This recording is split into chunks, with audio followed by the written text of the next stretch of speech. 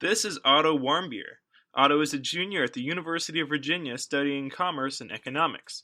In January, he was arrested in North Korea and was just sentenced to 15 years of hard labor. Wait, what? What did he do? Apparently, while backpacking across North Korea with a Chinese tourism company, he took a poster of Supreme Leader Kim Jong-un from a wall and wanted to bring it home as a souvenir.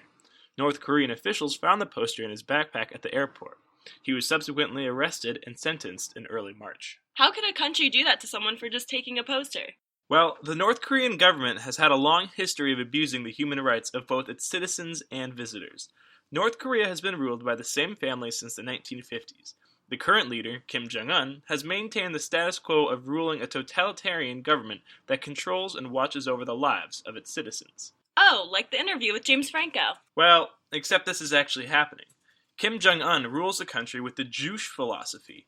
In short, this philosophy means self-reliance. Therefore, North Korea has cut itself off from the rest of the world and is perhaps the most isolated country of all.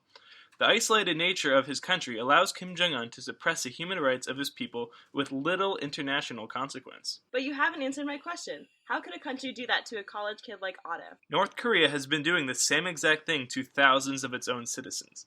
We are just hearing about it now because an American was arrested for an obscure reason. What happens to these people? What will happen to Otto? Most people sentenced to do hard labor are sent to hard labor camps. These camps have brutal conditions for its prisoners. Abuse, torture, starvation are all reported to be prevalent by camp escapees. North Korea denies that these camps exist, and given the attention worldwide given to Otto, it is more likely that he will be sent to a camp with more mild conditions than these brutal labor camps.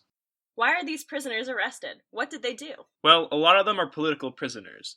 Others were arrested for doing something that the government didn't like. Like, for example, listening to South Korean music, which is illegal in North Korea. You see, North Korea has an abysmal record with human rights. Kim Jong-un maintains his power by eliminating his political opposition by execution or imprisonment. Kim Jong-un and his government control the spread of information across the country. Information that comes and leaves the country must always go through the government. This allows the government to manipulate information in order to support the regime. People living in North Korea are so cut off and isolated from the rest of the world that all they know of the globe is what Kim Jong-un's government allows them to know. So, for example, if Kim Jong-un told them that the Earth was a cube, the citizens would have to believe out of spite of being arrested or executed for political dissent. Wow, that's crazy. What is being done about North Korea? Well, the United Nations and the USA have to tread carefully around North Korea. The small nation has nuclear weapons and is constantly threatened to launch them at the United States, releasing statements to the international community such as, USA imperialists will face final doom. The UN have been investigating North Korea for human rights abuses and have also been pressuring North Korea with economic sanctions. Is there anything that I, as a college kid, can do to help Otto and the North Korean people as well? Efforts are underway to negotiate Otto's release. We must also remember that there are almost 25 million silenced and subjugated people in the country. Thousands are in a situation similar to Otto.